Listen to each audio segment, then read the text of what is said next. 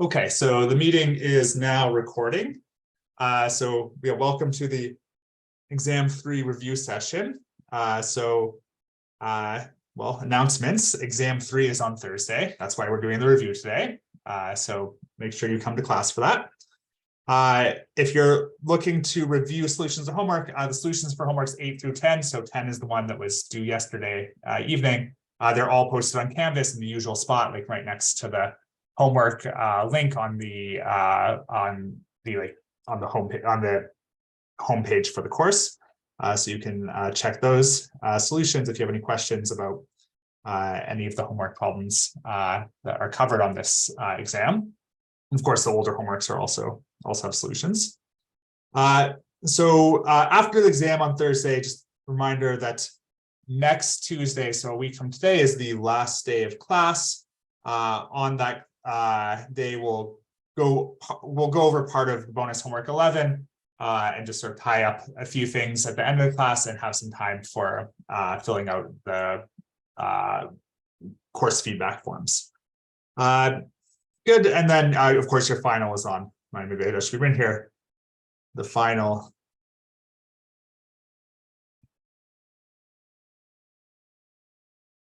is Friday, April 26th, I think. So I'll go with my calendar to make sure.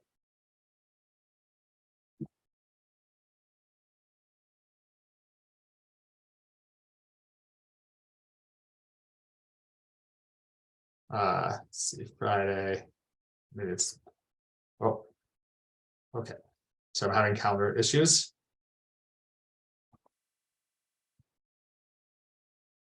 Let's say Friday of next week. Yeah, we've already talked about the structure of that and so on. But in particular, someone said the 28th, thank you. So the finals, the Friday, again, sort of, it's optional. You can take it, sort of, it will help your grade. So go review sort of how in the syllabus, how that works. We talked about it at length in one of the classes this week, and you can sort of look at the notes for that. In particular, you'll want to know your grade before you make that decision. And so the grades for this exam will be posted by next Tuesday, hopefully earlier, but anyway, the grade for exam 3 will be posted no later than next Tuesday. So you should have plenty of time to decide which parts of the final you want to take, if any. Okay, and then there was one question, just a logistic question in the chat. Someone asked, how does the homework 11 bonus work? So there's this bonus assignment, homework 11. It's due the same day as the final at midnight. It's just like a normal assignment, except any points you get on it are like strictly bonus points. So if you get 100 points on it,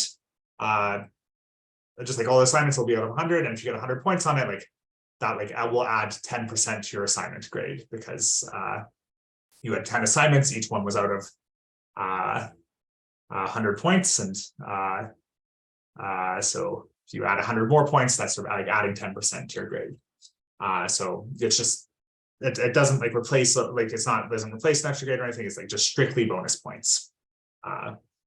Any other logistical questions before we get started on the review materials?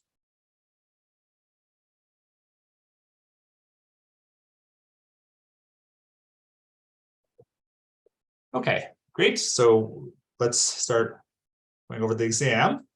So just a reminder, we'll be covering the topics that we've hit since exam 2. So that's, if you look at the website, that's weeks 11 through 14.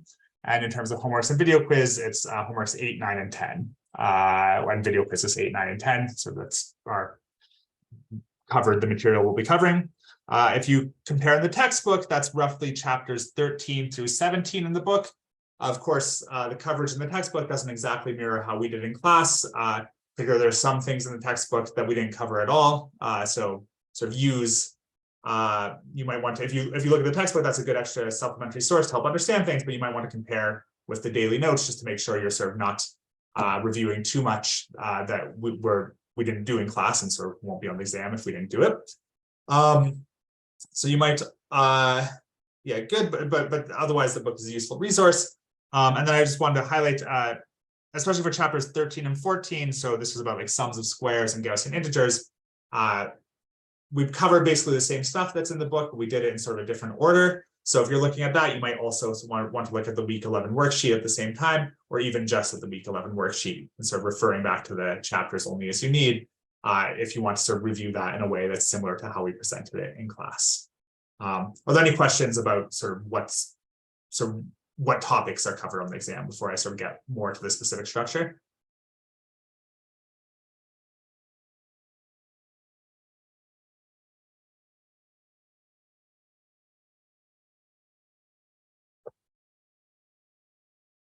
Okay, well, I will go on then.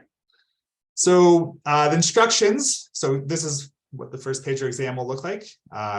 So the instructions are just like all the other ones. Again, it's an hour-long exam, so it won't take the full 80 minutes.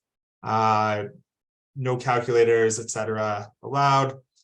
Show your work, except sort of for like these first very short answer problems.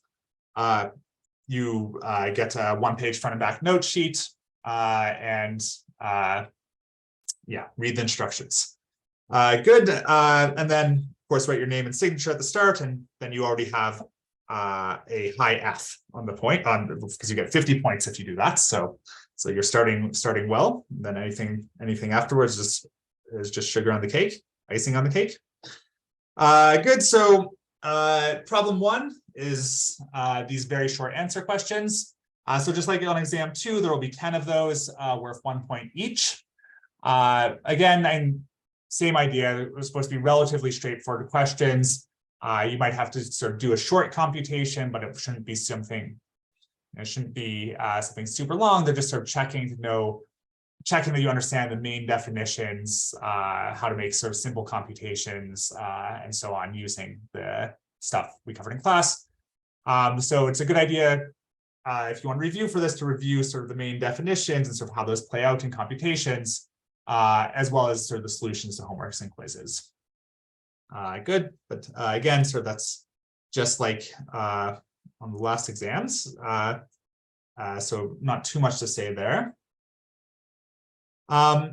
So then problem 2, that's going to be a problem about finding unique factorization of Gaussian integers, or representing primes as the sums of 2 squares. So there are a bunch of problems like that on the homework 8, which was on the week 11 worksheet. Here, I just copied sort of 2 sort of representative examples. So for example, there's exercise 2.9, where we're supposed to find the unique factorization of 11 plus 3i. And then there's exercise 3.5, which sort of gives you these, which asks you sort of to find like a way to represent different prime numbers as a sum of 2 squares. So I want to go ahead and go over, we'll go over this problem 2.9, and then this exercise 3.5, and we'll see how these go.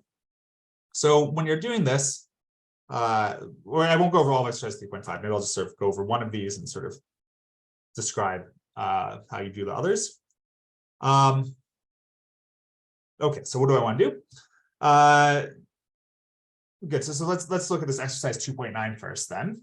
So let me just sort of remind you how unique factorization works. I mean, we want to write 11 plus 3i as a unit, and so times p1 times p2, and sort of up to some prime, where sort of for u a unit, 1 minus 1 I or minus I, and the pi Gaussian primes.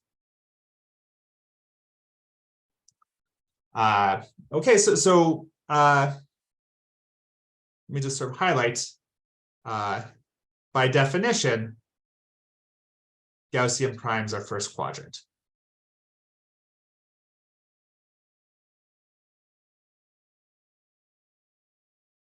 Okay, so just like when you factor integers, like there's a sort of naive way to do it, which is you just sort of start like if I ask you to sort of factor like 180 billion, like you would say, okay, like, well, first thing, like, let me sort of just try dividing my thing. So 180 billion is divisible by sort of 2. And so I'd sort of divide out all of the powers of 2 I could. And then what I left with would sort of still be divisible by 3. So I divide out like all the powers of 3 I could, and so on. So you just sort of basically just sort of keep on dividing out powers of, like, you just keep on dividing out prime numbers until you were sort of couldn't do it anymore. And that's sort of how you would compute the factorization sort of by brute force. And basically, like, the same thing also works in the Gaussian integers. So if you want to factor a Gaussian integer, you can sort of just do by brute force. You just sort of start dividing by primes until sort of you sort of find all of them. Okay, so that's sort of brute force, but you can actually sort of help yourself a little bit sort of by following this hint, by sort of, I mean, so it's a little bit easier to factor integers than to factor Gaussian integers. So you can sort of first factor the norm and then use that to guess factors of 11 factors of the Gaussian integer itself. So if we sort of compute the norm of 11 plus 3i, this is 121 plus 9, which is 130. So that's, let's see, 13. So let's write this 2 times 5 times 13. Okay. And so I know I'm going to just, so I have to have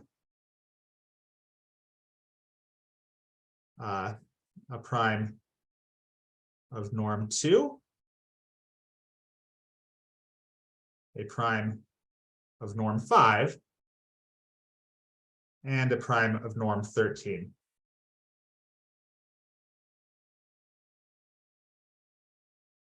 In the factorization.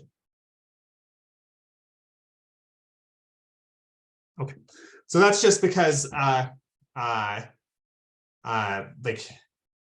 sort of if I have a sort of prime number, just the prime number sort of to the first power dividing the norm, then like that has to be the norm of sort of one of the prime factors. So like more generally, like sort of say I had 5 squared here, then I'd sort of have like 2 primes of norm 5 dividing it, and they might be the same prime of norm 5, they might be different ones, or so on. Okay, so let me actually copy this onto the next page.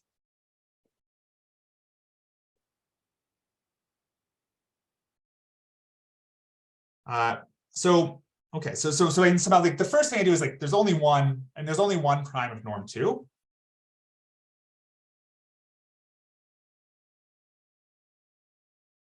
That's 1 plus I.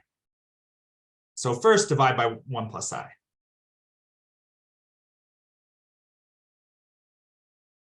So we get sort of 11 plus 3i over 1 plus I.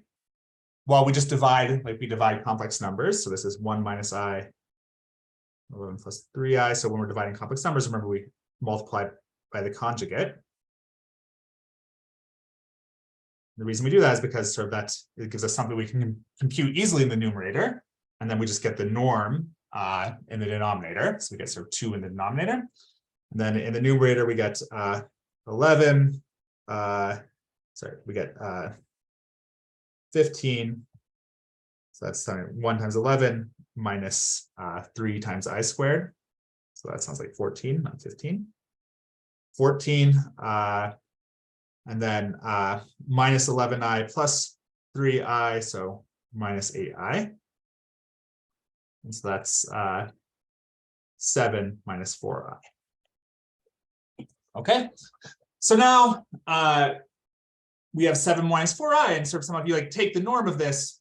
Well, you're going to get the norm of this one divided by the norm of this. So like the norm of this is going to be 5 times 13, or 65. So you check that in. 49 plus 16 is 65. Good, and so good. So we sort of 1 plus I is sort of one of the prime factors, and then so when we divide out by that, we're left with 7 minus 4i. And now we sort of need to find sort of the other prime factors. So, well, like now sort of there's some factor of 5 that divides this, because sort of there's some prime number of norm 5 that divides 7 minus 4i. But now I sort of have to sort of figure out which one it is. So 7 minus 4i is divisible by either 2 plus I or 1 plus 2i. So these are the two primes of norm 5. Just again, because sort of that 5 appears to a single power in its norm. So I know sort of like it's going to be divisible by one of these, but actually sort of just exactly one of these. And so, well, I sort of just, again, like I have to just try dividing it out. So just try dividing. And so, and some of these were, it was, and for these small numbers, it's not so hard to like find a prime sort of with that norm, because like to sort of get primes of norm 5, I'm just looking for like, how can I express 5 as a sum of 2 squares? And so, well, 5 is 2 squared plus 1 squared, so that gives me sort of 2 plus I, or like if I write that as like 1 squared plus 2 squared, I get the 1 plus 2i. Similarly, like 13 is 9 plus 4, so 3 squared plus 2 squared. So like the two factors of 13 would be 3 plus 2i and 2 plus 3i. Somehow we won't actually need that because, well, you'll see in a moment. Well, okay, we'll see in a moment. So let's just try dividing. So if we do 7, we'll just try the first one first. So if we do 7 minus 4i over 2 plus I, this is equal to, again, sort of same trick. So it's multiplied by the conjugate. And then in the bottom, we just get the norm. So this is, if I do this, I get 14 minus 4. Yeah, so that's 10. And then I get minus 7i minus 8i, so minus 15i over 5. This is 2 minus 3i. Okay, good. So 2 plus I divides it. I mean, let me sort of just note, like, if we tried the other one, we would have found, like, and we just had to pick one to try first, and I got lucky. I picked 2 plus I first. But if I sort of picked the other one, then I would have sort of, it wouldn't have divided it evenly. So we did like 7 minus 4i over 1 plus 2i. This is 1 minus 2i times 7 plus 4i over 5. So if I do 7 plus, so sorry, I would do 7. So I get 1 times 7 minus 8 times I squared. So sorry, well, maybe I did this wrong. Okay, we'll try. Okay, we get 15 for the first one. Oh, I think I did the first one wrong. Minus I. Sorry, I didn't.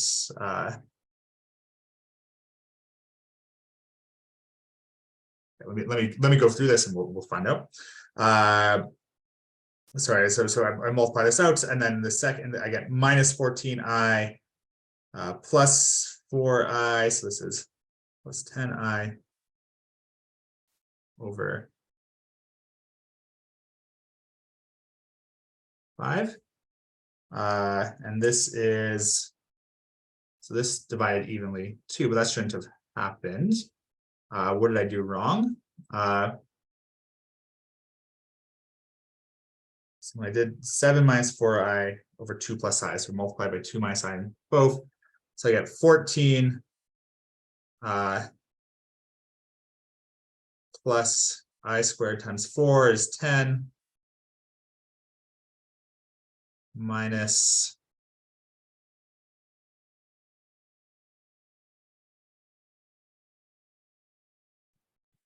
on the second one, is it supposed to be 7 plus 4i? Thank you. Thank you. It should be 7 minus 4i. Good. Thank you for your help. So 1 minus 2i times 7 minus 4i. Good. Now that should help. Now I should get 7 plus or 7 minus 8. So now I get minus 1 in the first thing, and then minus 14, yeah, minus 18i, minus 1 minus 18i all over 5. And this is not a Gaussian integer.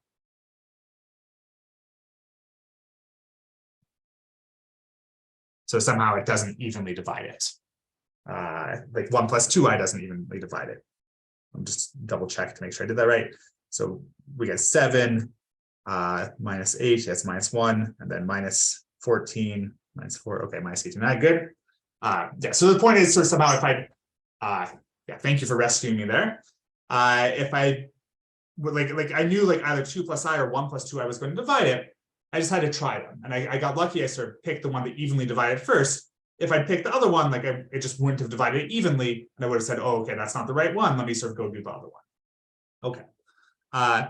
And now, good. So where am I at when we at a page?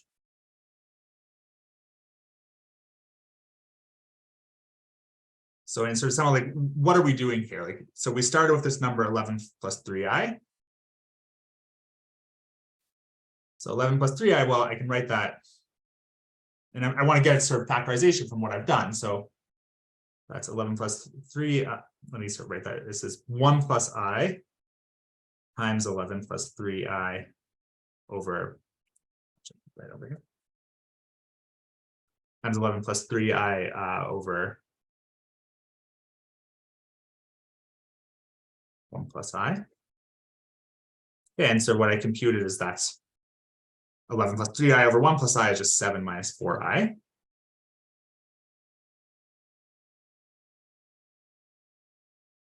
And then, well, then I computed, so I had my 1 plus I, then I sort of did 7 minus 4i over 2 plus I times 2 plus I. I still have my 1 plus I. So I'm pulling out this other prime factor. And my 7 minus 4i over 2 plus I, that's 2 minus 3i times 2 plus I times 1 plus I. So good, so I'm almost there. These two are Gaussian primes, and this one is like almost a Gaussian prime. So the norm of this thing is 13, but sort of it's not a first quadrant, so I need to sort of move this into the first quadrant. And if you stare at it for a minute or sort of think about these things, you'll see this is minus I times 3 plus 2i times 2 plus I times 1 plus I. Okay, and so these are the primes, like in my factorization, and this is the unit. So, and of course, if I didn't sort of want to sort of just figure out what unit moved this into the first quadrant, I could have sort of just tried dividing by 3 plus 2i and 2 plus 3i and see which one divided it evenly, and sort of this negative I would have popped out. But somehow, like instead of doing the division, I can sort of just use sort of the other tricks we talked about for like rotating something into the first quadrant to see that this is sort of minus I times 3 plus 2i. And so the reason I was able to see that this is going to be minus I times something, that this is going to be minus I times something, is because this is sort of lies in the fourth quadrant. And so somehow to get into the fourth quadrant, I have to sort of start somewhere in the first quadrant and rotate 3 times, which so 90 degrees, 90 degrees, 90 degrees. And then each of those rotations corresponds to multiplication by I. So altogether it's multiplication by I cubed, which is minus I. But if you sort of go back and review what we did about units, you'll see that. So anyway, so that's how this kind of question works. I mean, if you're trying to factor something as a Gaussian integer, well, like ultimately it's just like factoring as an integer. You just sort of just keep on dividing out primes until you get the factorization. But somehow if you want to do it more efficiently, like you want to know which Gaussian primes to try, you sort of first factor the norm, and then sort of use that to guide sort of which Gaussian integers you have to guess. Like you'll still sort of run into the situation where which Gaussian primes you have to sort of check. I mean, you'll still sort of have to do some divisions. You might run into ones that don't evenly divide, but like you sort of knew like if this one didn't work, then this one was going to work.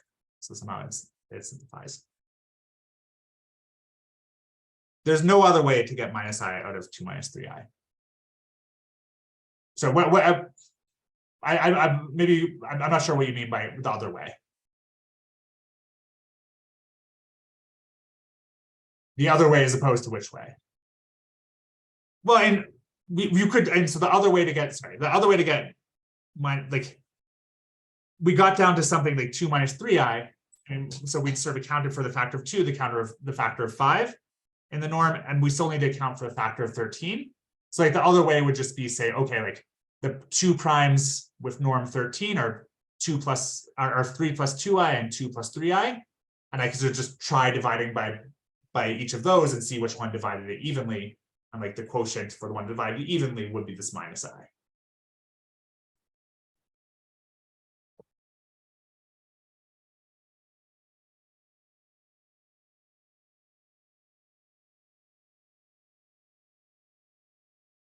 So I just did by inspection or by trying dividing by 2 plus 3i and 3 plus 2i.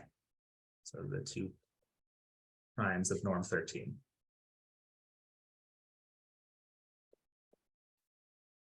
Okay, good. Any other questions about that?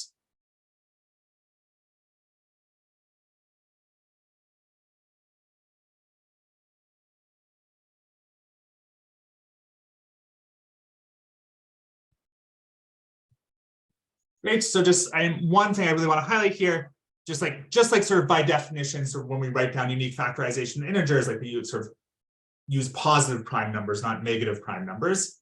When we write down unique factorizations in the Gaussian integers, sort of like by our definition we gave in class, like we're using sort of first quadrant, like all the primes have to be in the first quadrant.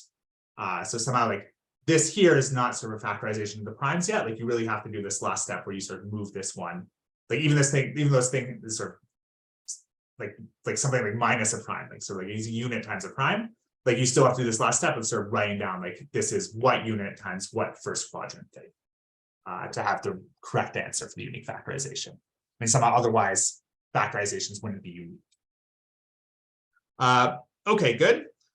So that was sort of an example of sort of one of these like unique factorization type problems. Good. The other type of problem that this mentions is like this exercise 3.5. So these, let me copy these over actually.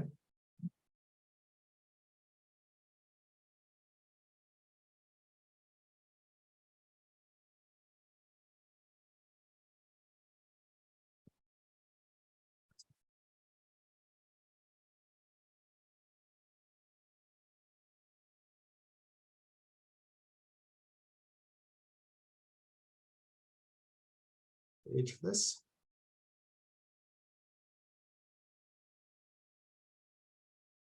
Okay, so these problems where we sort of represent a prime as a sum of 2 squares, or like mean somehow like equivalently like sort of represent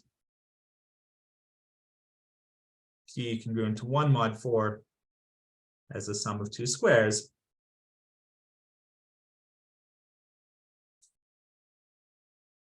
Which is really the same as sort of finding a Gaussian prime.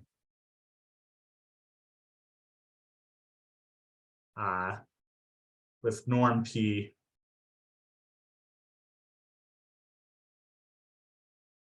or sort of dividing P. And some of these are all the same things. The Gaussian primes of norm P are exactly sort of the Gaussian primes that divide P when P is 1 mod 4. So there's sort of the factors of P. Like if P is 1 mod 4 is prime. This is an integer prime. When P is 1 mod 4 is an integer prime, then it sort of doesn't stay prime as a Gaussian integer. Instead, it factors into sort of 2 Gaussian primes, sort of corresponding to sort of like these writing sort of P, and each of those Gaussian primes has norm P, and so sort of finding those sort of corresponds to expressing P as a sum of 2 squares.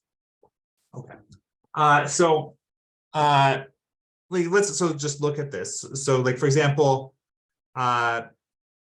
this first one says find xy such that x squared plus y squared is equal to 61.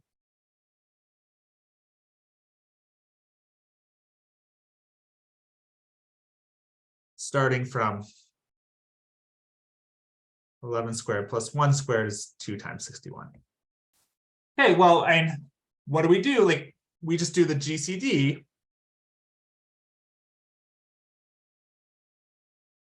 Of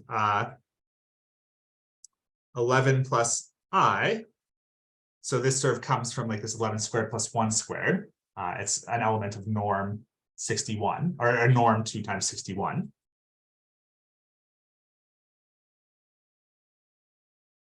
So this is going to be sort of some a plus bi. And then we'll get a squared plus b squared is going to be equal to 61. So somehow the key thing is like if you ever have some element whose norm is like some other number that's sort of co-prime to 61 times 61, then if you want to sort of get a Gaussian integer of norm 61, like you just take the GCD of 61. And so the point is like 61 is divisible by exactly sort of like the 2 Gaussian primes of norm 61. But somehow like since the norm is sort of only divisible by 1 power of 61, it's going to be divisible by exactly one of those primes. Like this number is going to be divisible by exactly one of those primes. And so when you compute the GCD, you're just going to sort of extract those primes. You're going to extract that prime. Okay. And so to compute this, you just use the Euclidean algorithm.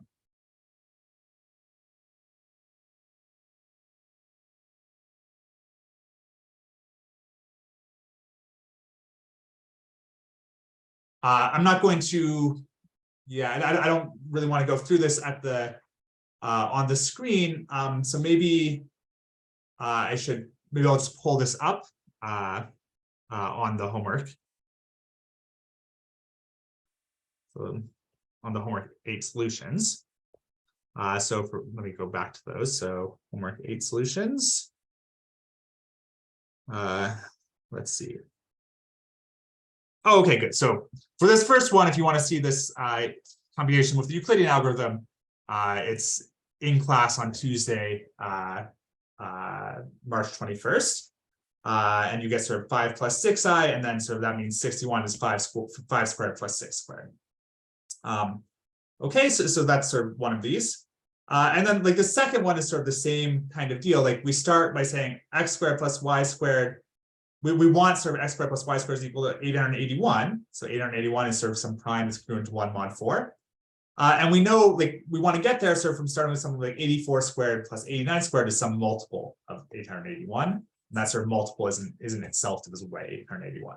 In this case, like 17 times 881. And so, and again, like you sort of just compute the GCD as in the Gaussian integers of 84 plus 89i with 881. Okay, and so you just sort of perform the Euclidean algorithm. And you just, well, so to start the Euclidean algorithm, you sort of just have to sort of start by dividing 881 by 84 plus 89i. You get sort of this 80, like when you just sort of do the division in complex numbers, you get 84 over 17 minus 89 over 17. And then sort of when we're doing this long division with remainders, we just round each of these to its integer part, sort of to the nearest integer. So like we round 84 over 17. If you round that to the nearest integer, you just get 5. And if you round this minus 89 to the over 17 to the nearest integer, you get minus 5. So sort of the quotient is 5 minus 5i. And then to get the remainder, you just take, well, you subtract off sort of the thing you subtract off sort of q times the thing you divided by from 881. That's so the remainder. When you do this, you get this 16 minus 25i. And then you keep on going in the Euclidean algorithm. So now you'd sort of divide 84 minus, like you sort of scoot everything over. So now you sort of divide 84 minus 89i by this remainder 16 minus 25i, and so on. But actually, and like you just go until you sort of got a 0. you got something evenly divided, then sort of the GCD would be the last non-zero remainder. So if you keep on doing, sort of that will work, and you'll end up, and actually this will be the last non-zero remainder. But somehow, like when you start doing that, like when you start doing the next division, like one of the things you're going to do when you do that division is compute the norm of 16 minus 25. And when you compute that norm in order to make that division, you're already going to see that it's 881. And so you'll sort of actually, so you'll see already that you can stop, like that you're already done. So somehow, like when you do this Euclidean algorithm, if you're paying attention to the computations you make, like since you have to compute the norms of like things to divide by them, like you can stop a little bit earlier than sort of like somehow you can tell it's going to terminate a little bit earlier. So in this case, it's just when you compute the norm of this, you're already going to see you get 881, so you're done. Like you get 881 is 16 squared plus 25 squared. Good, so that's sort of how these work. I mean, so you have to do this Euclidean algorithm, which is just like the Euclidean algorithm for integers. In terms of the steps you follow, like the only subtlety is sort of make sure you remember how to do sort of division with remainder for Gaussian integers.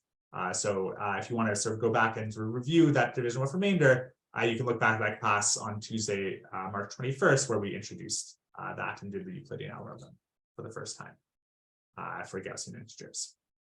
And then the last thing I want to highlight is sort of like if you look at sort of this third part of this homework exercise, this one just says sort of represents 73 as a sum of two squares.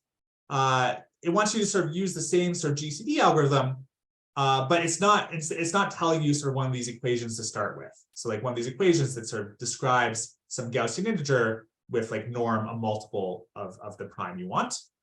So like you need, like, to get this started, you need so I'm not right on that. Let me go back to, well, I'll say it out loud. I mean, to get this started, like you need sort of an equation that looks like this, like a squared plus b squared is some multiple of 73. But this is not giving this to you. This is giving you sort of just a primitive root modulo of 73. And somehow the point is we actually, like, we know how to sort of go from a primitive root to some equation like this. So here, like, the point is, like, we have a formula to write down sort of a square root of -1. So like if you do 5 to the p minus 1 over 4, so primitive root to the p minus 1 over 4, we saw that's sort of always a square root of -1 mod p. So if you compute that out, in this case, like 73 minus 1, that's 18. So you're doing 5 to the 18 mod 73. And if you sort of evaluate that out, you just get 27 mod 73. And sort of, you really need to sort of say, like, not just sort of take 5 to 18 as a number, like you have to sort of take the least absolute residue mod 73. But then when you do that, like you get sort of 27 squared plus 1 squared is congruent to 0 mod 73, so it's going to be divisible by 73. This is because this is a square root of -1, so 27 squared, like if it's a square root of -1, its square is going to be -1 mod 73. So when I add 1 to it, I get 0 mod 73. So this is always, like, when you do this, you get a root of -1 and sort of take the least absolute residue by this method, or least positive residue by this method, so least unnamed residue by this method, or like you will, or you could take the least absolute residue, that'd be fine too. Just sort of something with absolute value less than 73, like you're going to get a solution that's like x squared plus y, so something squared plus 1 squared is some multiple of 73. If you go back and look at when we did this, like the key thing was, like, because you took something that was less than 73 here, like this number is definitely going to be less than 73 squared. And so like it's only going to be divisible by exactly 1 power of 73.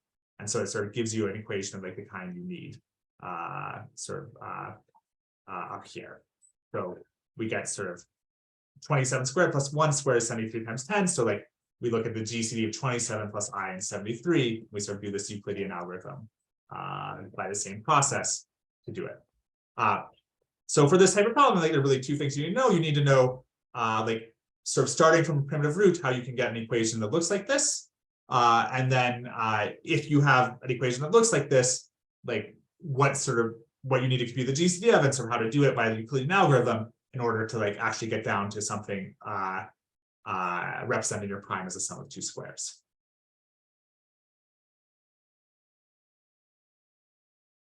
well, I want in 27. So yeah, so the question is why is it 27 squared plus 1 squared? I mean,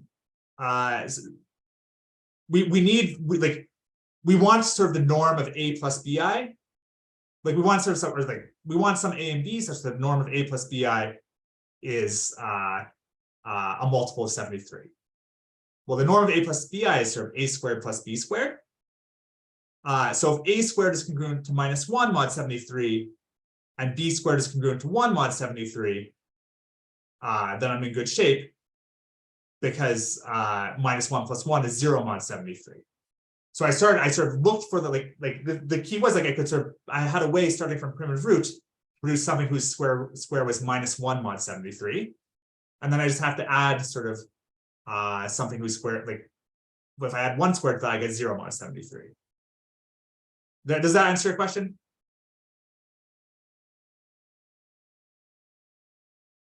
Cool. Okay. Yeah. So somehow like, I mean, like the one, it's just sort of like, yeah. So somehow like we need sort of some method to produce like this kind of solution. A squared plus b squared is some multiple of 73. And sort of like the sort of systematic way we have to do it is sort of if you have a primitive root, then you can sort of produce something whose square is -1 mod 73, and then you just add to that sort of 1, but sort of somehow the key is like 1 is 1 squared. Okay, good. So any other questions about that? We'll go back to the lecture here.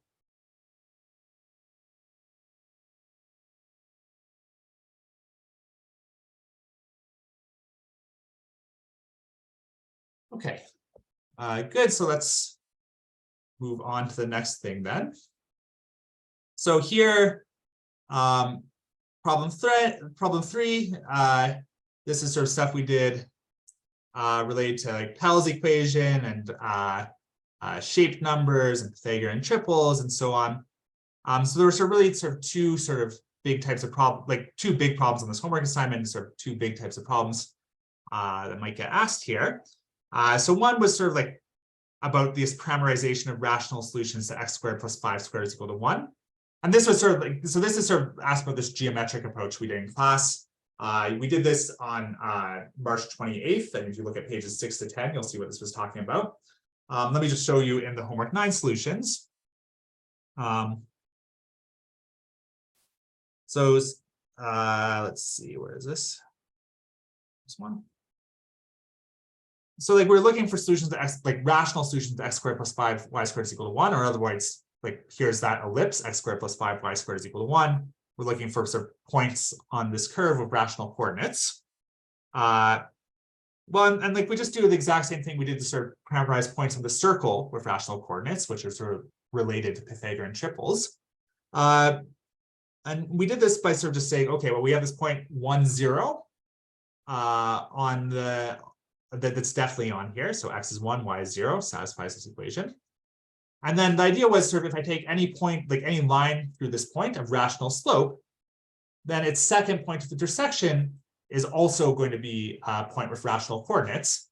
And on the other hand, like if I start with a point of rational coordinates and I sort of take the line through it, like that slope is going to be a rational slope. So somehow we get sort of a way to go from like these rational numbers could give us the slope to points, rational points in the circle, and it really hits all of them. And so then sort of if you want to use that sort of like to write down solutions to this equation, rational solutions to this equation, you just sort of have to say like, okay, if I take the line with slope m through this point, what is the second point of intersection? And so you just sort of solve that out. So if you take that line of slope m, like you write down, that's just y is equal to mx minus m. You sort of plug that into this equation and solve for what your x value is. There's sort of this trick at a certain step where you know one of root is x equals 1. So the other root is just going to be the constant term. So this is sort of a general fact about monic polynomials. You can go back and look where we did this in class if you want to sort of remember why that is. Good, but so since one root is x equals 1, like the other root is this one. And so this, like if I take the line with slope m, like this here gives me the x coordinate of the second point of intersection. And I plug that back into sort of this formula for the line. get the y coordinate for the second point of intersection. And so in the end, like I just get a formula that says, okay, like for any rational number m, like here is a sort of some point x and y, sort of written down in terms of m, that's supposed to say 5 here. Gives you a solution to x squared plus 5y squared is equal to 1. And really sort of you get all the solutions this way. So anyway, you should sort of understand sort of how to do this, and like how sort of intersecting with sort of lines of rational slope gives you a way to sort of like produce rational solutions. Like for example, like maybe I probably wouldn't ask you to sort of go through like this whole kind of computation, but I might ask you to sort of do it with like this first example we did in class. So I might actually ask you to sort of do this to sort of find like some specific rational point on an ellipse like this. Okay, but that's the idea. So you should be, I mean, and ultimately this is like a calculus 2, calculus 3 computation. Like it's nothing sort of very complicated, but you should sort of like there are some tricks we use when we did it, so you should sort of be sort of roughly familiar in case you need to do that on the exam. Are there questions about that type of problem?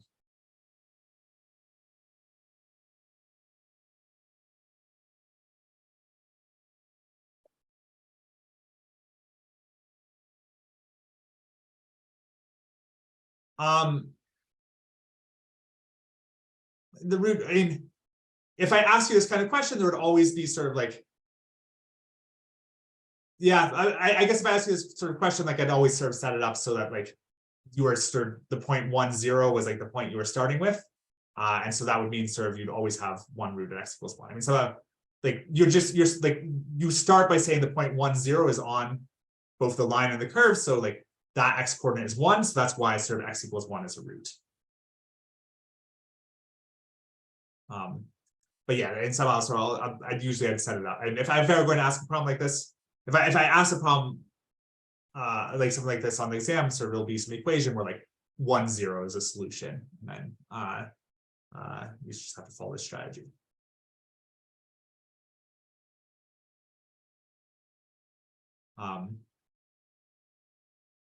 Okay, so then the other type of question this refers to is like this thing about square pentagonal numbers. Let me just pull this up on the homework solutions.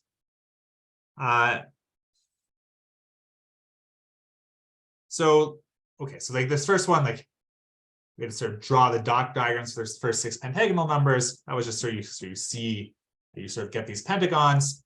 The next thing was sort of about sort of adding dots, like how many dots you add. The third part was sort of about proving sort of an induction, like finding a formula for the pentagonal numbers and sort of proving it by induction. So in this case, like the pentagonal number is 3n squared minus n over 2. I wouldn't ask you to sort of reproduce any of these things on the exam. And sort of these dot diagrams are a little bit ambiguous, so it's like it's sort of hard to draw. I think I even drew it wrong in class. So somehow like these are sort of ambiguous, and then, well, I don't really care about doing. We did some induction proofs earlier in the class. I'm not going to ask one on this exam. So you don't really have to, and you should be familiar with how this worked, but I'm not going to ask you to do this part on an exam. But like, for example, the stuff I'm sort of interested in is like the actually sort of stuff we're using the math from this section. So like how you did sort of parts D and E. So part D, sort of we had to sort of, in part D was just sort of some algebra, like you sort of set sort of, you ask sort of when is the x triangular number equal to the y pentagonal number, x the square number. We're doing square pentagonal here. Yeah, sorry. When is the x like square number equal to the y pentagonal number, and then you sort of rearrange that until it sort of looks like an equation you can handle, sort of using like something like the norms and the Gaussian integers, but like in this case, like you end up using norms in z squared of 6. So for example, I might ask you to do sort of a manipulation like this. If I want you, and always sort of like the key thing in this manipulation is sort of completing the squares and making some substitution. If I ask something like this on the exam, I would tell you what you were trying to get to in the end. Like here is sort of just like here. So I sort of told you what you're trying to get to in the end, and then you just have to get there. And then sort of once you have it like that, like you need to sort of we use that to sort of produce a new square pentagonal number. I mean, starting with the fact that like we know like the first square number is 1 and the first pentagonal number is 1. So like somehow like x equals 1, y equals 1 was a solution to this equation. So that means sort of like if you go sort of to the solution, like you get sort of the solution w is equal to 5, v is equal to 2 to this equation here. And then you sort of look at like this number 5 plus 2 square root of 6, and you sort of start taking powers of it. So you square it, you get sort of 49 plus 20 over square root of 6. So that's sort of a solution to this equation. 40, 49, and 20 sort of solves this equation. But if you sort of go back into the x and y coordinates, you get y is 50 over 6, which is not an integer. So that sort of doesn't give you something like that doesn't give you a square pentagonal number. But okay, you just go to the next power of this. And so you do 5 plus 2 square root of 6 cubed. That gave you you sort of worked out 485 plus 198 times square root of 6. And then when the y coordinate is now an integer and so is the x1, you get 8199. So you just sort of, again, you solve for like you know what w and v are, you solve for y and x. And sort of going back, that gives you a solution to this equation. So you get sort of a number which is both square and pentagonal, like the 99th square number. So 99 squared is equal to the 81st pentagonal number, which is sort of 3y squared minus 381 squared. I should have written that. Let's say 3 times 1 squared minus 81. And that number is 9,801. So that's a square pentagonal number.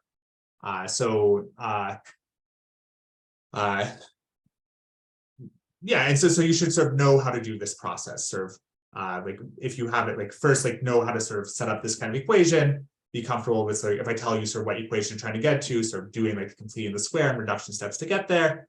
And then sort of once you have an equation that like looks like something like a norm of the Gaussian integers, but like you have instead of square root of -1, you have like square root of 6 or square root of something else, like using sort of just like computing these products in order to get something to sort of find a new solution.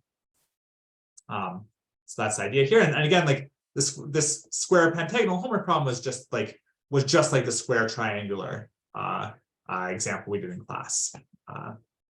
Maybe a little bit more complicated in the formulas, but not too bad. Okay, good. And so that's what this kind of thing is asking about. Are there any questions about that?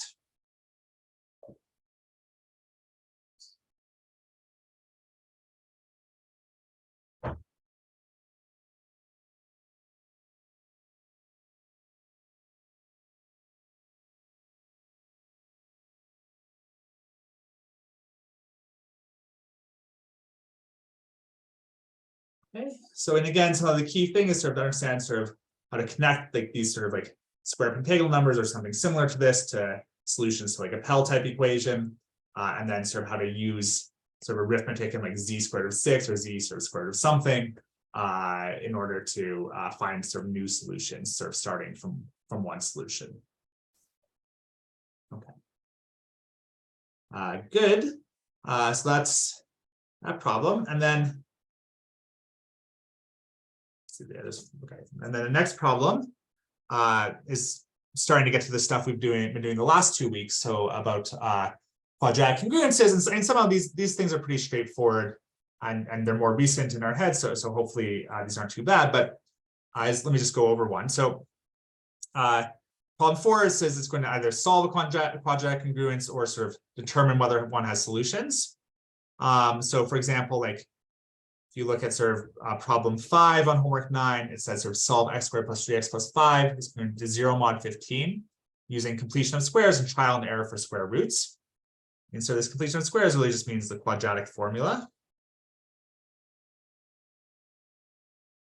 And then sort of the quadratic formula sort of expresses solutions in terms of some square roots. And then sort of, well, if you want to actually find a solution, you have to sort of compute those square roots. And this is just saying sort of just do guess and check to find square roots. Let's look at this one. Like we do like x squared plus 3x plus 5 congruent to 0 mod 15. Well, the quadratic formula, which applies since the sort of coefficient in front of x is co-prime to 2 and 15. So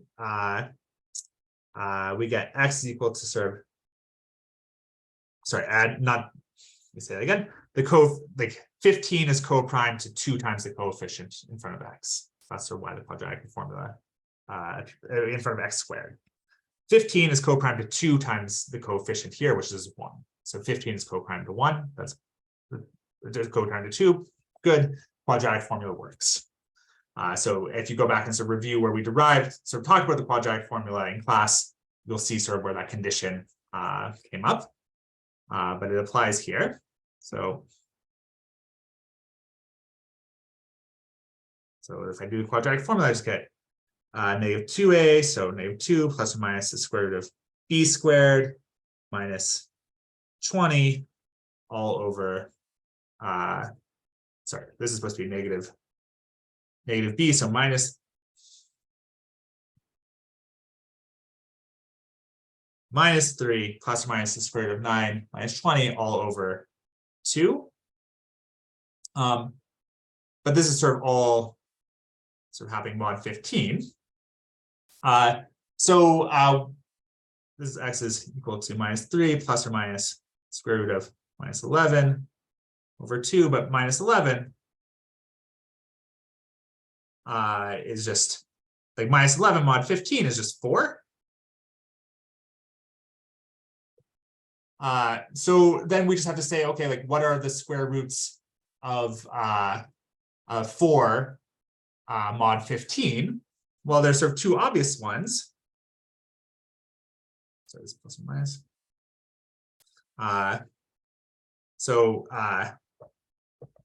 Like 2 and minus 2 are obviously square roots of 4 mod 15. I mean mod anything. But there actually, if you do the guess and check, you'll see there are 2 other square roots, which are 7 and minus 7.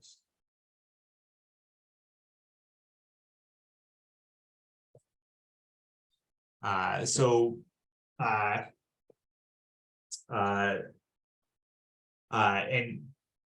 7 squared is 49, which is 4 mod 15.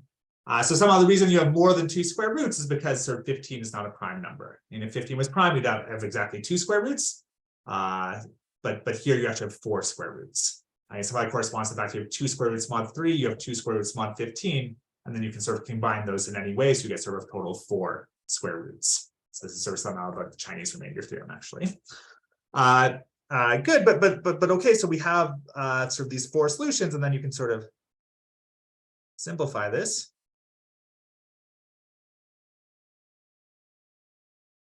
So negative 3 plus or minus 2 over 2, that's congruent to 8. So 1/2 is congruent to 8 mod 15. So this is 8 times minus 1 and 8 times minus 5. And then you can sort of divide those. And this here is minus 5 or if I add 7, I get 2. Okay, and so sort of all told, my solutions are minus 8, minus 40, minus 5, 2, which are, if I sort of simplify, that's 2, minus 5 is 10, minus 8 is 7, and minus 40. So I'm trying to write these in order.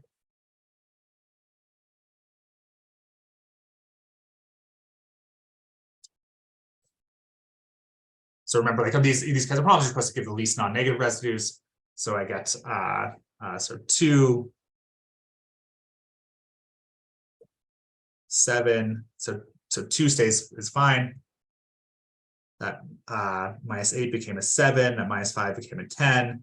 And then minus 40 is 5. So 2, 5, 7, and 10 are sort of the solutions to this. And then you can sort of go back and double check your answer. Like if I do like 2 squared plus 3 times 2, that's 10 plus 5, that's 0 mod 15. I do 5 squared plus 3 times 5, that's 40, plus 5, that's 45, which is 0 mod 15.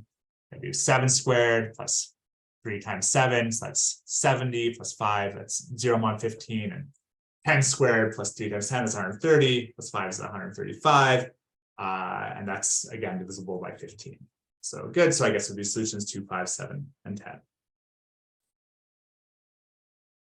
So somehow just be careful on this. I mean, we sort of gotten used to working modulo primes a lot, but remember, so the key thing on this question was that we're not working modulo primes. So you do have to be a little bit careful. There are sort of maybe more solutions when you expect. Instead of just having these 2 solutions, there are actually 4 solutions corresponding to the fact that there are 2 solutions mod 3 and 2 solutions mod 5, and you can sort of combine those arbitrary ways. Here, sort of that shows up in the fact that we have more square roots. Again, we can sort of get the obvious square roots of 4, but we also got sort of these 2 less obvious square roots of 4. Okay. Are there any questions about that?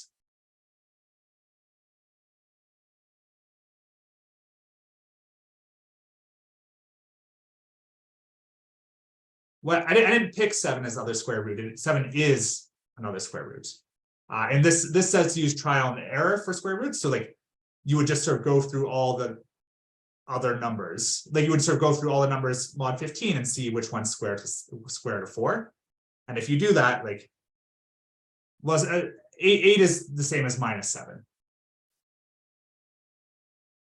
So I sort of wrote down, I said 7 or minus 7. Yeah, oh, thank you. So yeah, so if you go through that, you'll sort of find sort of 8 works as well, but 8 is the same as minus 7.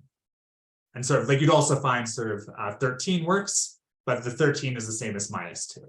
So instead of sort of writing it that way, I wrote it sort of with minus signs.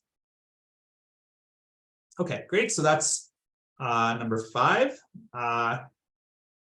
Number 4, or sorry, that's sort of this problem number 5. And then the other one sort of points out is problem number 4 on homework 10, which is sort of, it's the same kind of thing, but sort of says, is there a solution to x squared minus 9x plus 17 mod 73? Here 73 is a prime. So here you sort of do the quadratic formula to get this is the same as solving uh, 9 plus or minus the square root of 81 minus 4 times 17 all over 2. So that's 9. So equal this.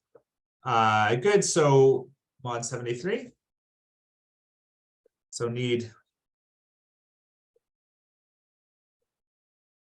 there's a solution if 81 minus 4 times 17, which is 13, is a square mod 73. So it's a if and only if. So it's like sort of asking to solve this equation is really just it's the same as sort of asking like asking if you can solve this equation, the same as asking whether there's if there's a square root of 81 minus 4 times 17. So sort of b squared minus 4 times ac. So this thing that sort of appears under the radical in the quadratic equation. And so, well, then you just compute, once you reduce to that, then you compute the Legendre symbol 13 over 73. And well, we know how to compute Legendre symbols, you just sort of follow our standard ways of computing Legendre symbols. So somehow if you see a problem like this, asking is there a solution to this quadratic congruence? First, you sort of just use a quadratic formula to reduce to say asking, is there a square root of some number? Or is that number a square? Mod that prime. And then you sort of just use Legendre symbol.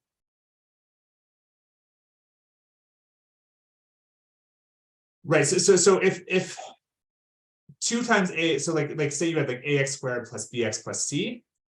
If 2 times a is not co-prime to the modulus, then it doesn't mean no solutions exist. It just means you can't use the quadratic formula.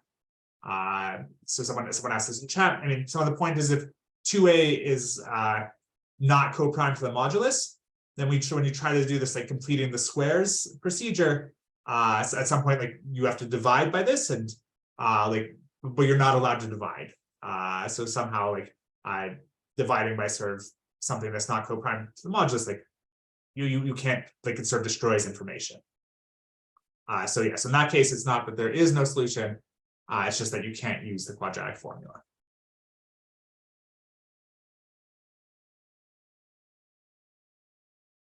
And so that's for, and I don't want to go over this Legendre symbol because that's sort of the last problem.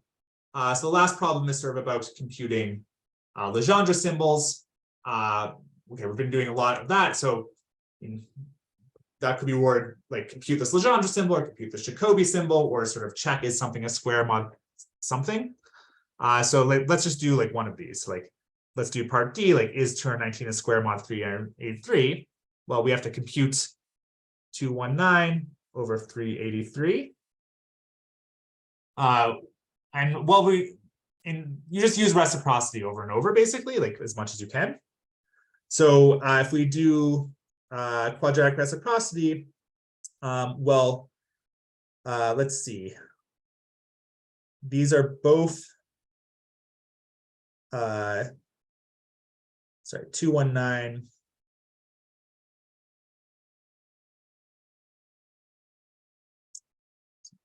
is 3 mod 4, and 383 is also 3 mod 4. So these are both 3 mod 4, so this is going to be -1 to the 383, so minus 383 over 219. And like, so let me just highlight. I mean, we don't need to know that 219 is not prime actually. I mean, 219 is divisible by 3, but it doesn't matter. Like we can apply reciprocity here using the Jacobi symbol. Good. So this sort of works, and they're both 3 mod 4, so you get this minus sign. It says minus, and then 383, we sort of should reduce that mod 219. So that's let's see, 164.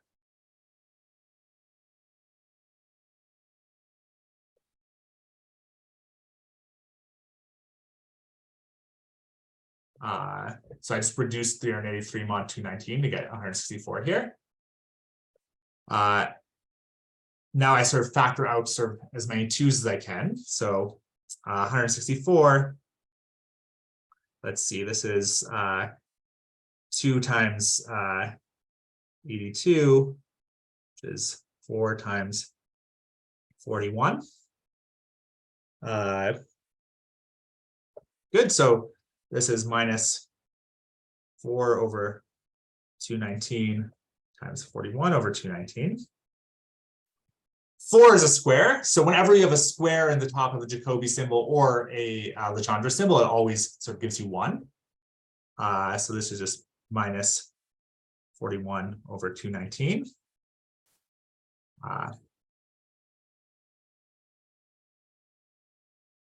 So since 4 is an integer square, good. Or you could sort of, and you could use the 2 law, like you sort of write that as sort of 2 over 219 squared. You could use the 2 law, but you end up being squaring plus or minus 1. So it's not so hard to see why that works. Why that is always going to give you 1. Okay, so this is minus 41 over 219. Now we use reciprocity again. So 41 is congruent to 1 mod 4. So this is going to just be no change in sign. So this is minus 19 over 41. Then we reduce 219 mod 41. We get 14. So minus 14 over 41.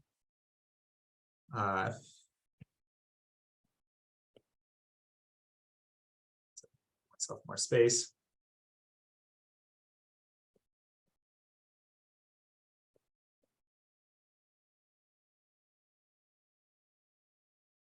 Minus 14 over 41. Okay, that's minus 2 over 41, 7 over 41. Just factoring out. That 2 over 41 using the 2 law well, 41 is congruent to 1 mod 8. So this is just 1. So we get this minus 7 over 41. So 2 over 41 is 1. So I get minus 7 over 41. Then I use, because I'm just pulling along my minus sign. Then I'd use quadratic reciprocity again. This doesn't change the sign because 41 is 1 mod 4. Minus 41 over 7, which is equal to, now I reduce 41 mod 7 and I get minus 1 over 7, which is minus 1. So I get 1. So because minus 1 is not a square mod 7. I could have written that minus 1 over 7 is 6 over 7, and then sort of done reciprocity again, or sort of so on. But it doesn't really matter. There's sort of ways you can simplify, or you can sort of just like brute force all the way down to the bottom. But in the end, I get sort of minus 1 is not a square mod 7. So here I got minus 1, I did the minus 1 over 7. Minus 1 lost, since 7 is congruent to 3 mod 4. This is not a square. So I get a minus 1 for this Legendre symbol. But I already have my minus sign, so minus 1 is 1. And so the answer is 219 is a square mod 383. And I should always make sure you answer the actual question. So I computed Legendre symbol, and I got 1. That means 219 is a square.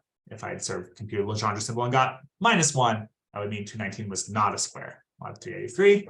I guess because this is being recorded for posterity, let me double check against the actual solution on that homework assignment to make sure I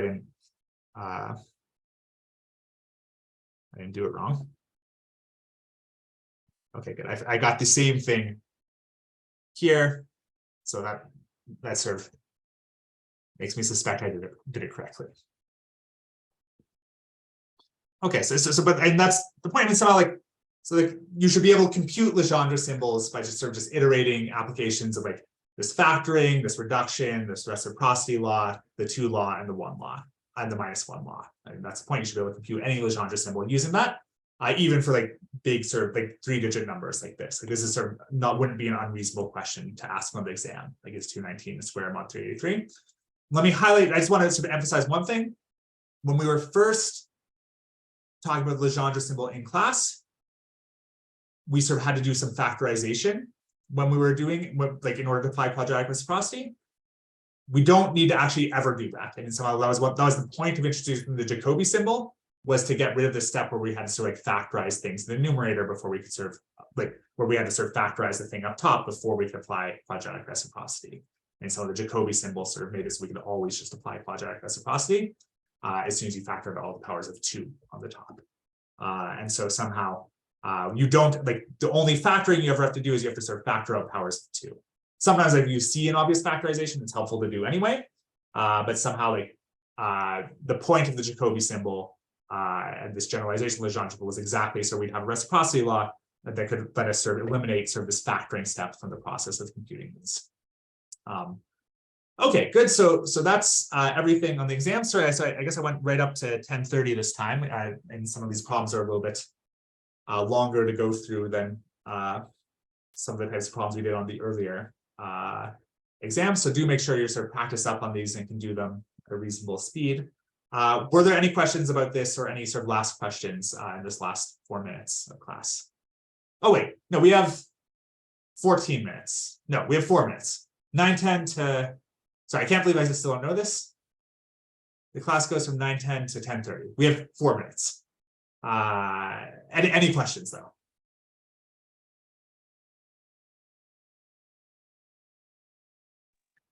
For this last problem, are we gonna have to do 4 parts like in the homework, or is it just gonna be like one?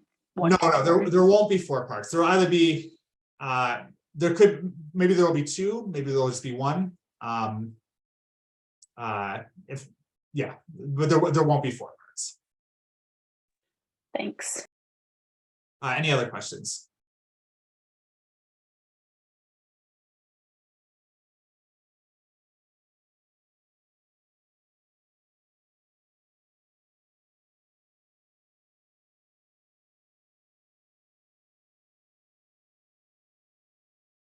All right, then. Well, have a nice week, everybody, and I will see you at the exam on Thursday. Good luck.